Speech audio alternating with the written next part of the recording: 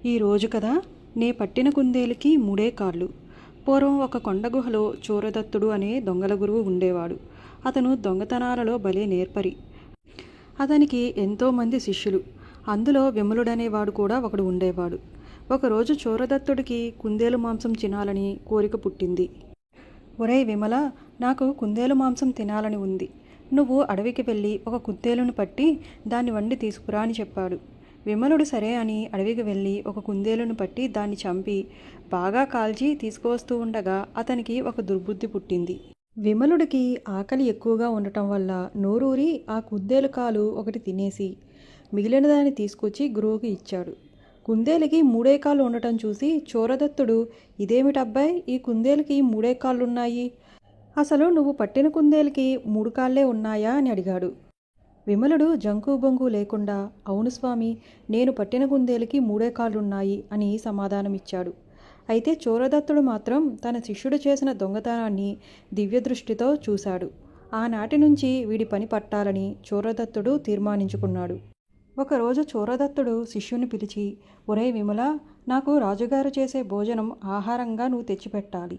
ఇదిగో ఈ కాటుక తీసి కొంచెం కళ్ళరెప్పలకి రాసుకున్నావంటే ఇంకా నువ్వు ఎవరికీ కనిపించవు. త్వరగా వెళ్ళి రాజుగారి భోజనం తీసుకురా అని ఆజ్ఞాపించాడు.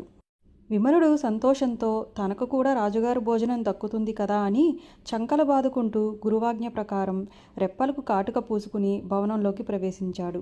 అక్కడ రాజుగారి కోసం తయారైన భోజనాన్ని ఎవరికీ తెలియకుండా చేతపట్టుకుని బయటికి వచ్చేశాడు. దారిలో వస్తూ రాజుగారి భోజనాన్ని కాస్త రుచి చూశాడు. భలే రుచిగా ఉండటం వల్ల సగం తానే తినేసి మిగిలిన దాన్ని గురువుకి సమర్పించాడు. ఆ రోజు నుంచి వాడు ఈ విధంగానే చేస్తూ వచ్చాడు. ఈ దొంగతనం సంగతి రాజుగారికి తెలిసింది.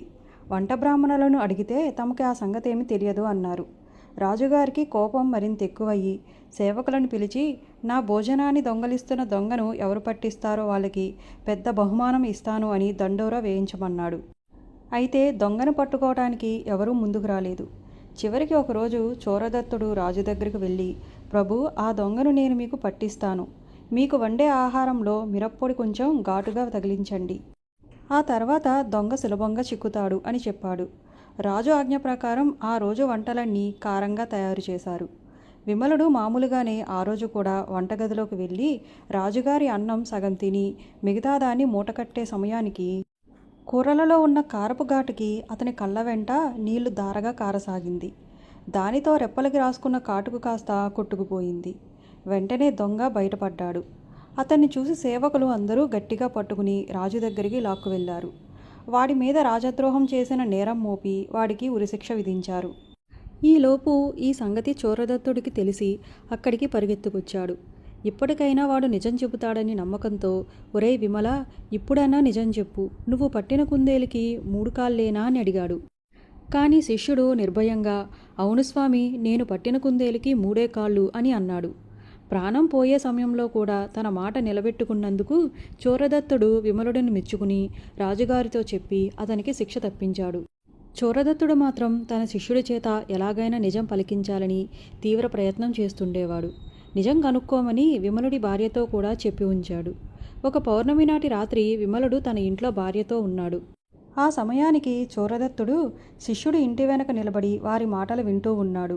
విమలుడి భార్య మాటల మధ్యలో తన భర్తను, ఏమండి, ఆ చంద్రబింబం మధ్యలో ఏదో ఒక జంతువులాగా కనిపిస్తుంది, అదేమిటి అని అడిగింది. ఓ అదా, 4 కాళ్ళ కుందేలు అన్నాడు. ఆమె 4 కాళ్ళ కుందేలు కాక 3 కాళ్ళవి కూడా ఉంటాయా ఏమిటి అని అంది. సాధారణంగా అన్ని కుందేళ్లకు 4 కాళ్ళే ఉంటాయి, కానీ నేను పట్టిన కుందేలుకు మాత్రం మూడే కాళ్ళు అని అన్నాడు విమలుడు.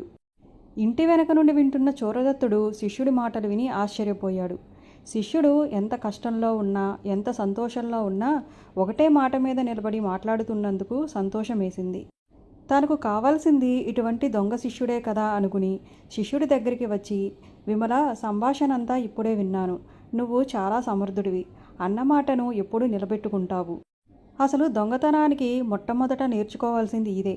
కాబట్టి ఇక మీదట నువ్వే స్వతంత్రంగా దొంగతనం చేసుకుని సుఖంగా ఉండు అని చెప్పి దీవించి చోరదత్తుడు తన గుహకి వెళ్ళిపోయాడు.